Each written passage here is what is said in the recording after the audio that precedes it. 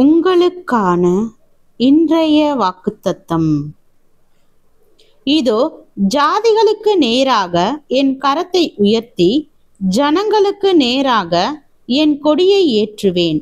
அப்பொழுது உன் குமாரரை கொடுங்கைகளில் ஏந்தி கொண்டு வருவார்கள், உன் குமாரத்திகள் தோளின் மேல் எடுத்துக்கொண்டு வரப்படுவார்கள் என்று கர்த்தராகிய ஆண்டவர் சொல்லுகிறார்.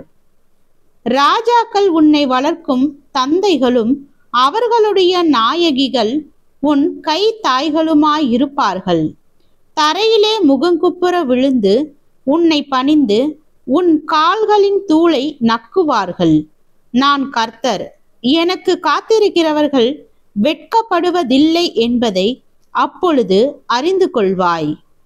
பராக்கிரமன் கையிலிருந்து கொள்ளை பொருளை பறிக்க கூடுமோ? அல்லது நீதியாய் சிறைப்பட்டு போனவர்களை விடுவிக்க கூடுமோ? என்றாலும் இதோ பராக்கிரமனால் சிறைப்படுத்தப்பட்டவர்களும் விடுவிக்கப்படுவார்கள்.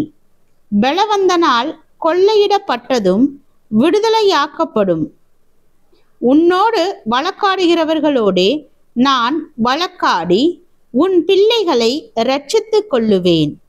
ஏசாயா 49 அதிகாரம் வசனம் 22 முதல் 25 வரை.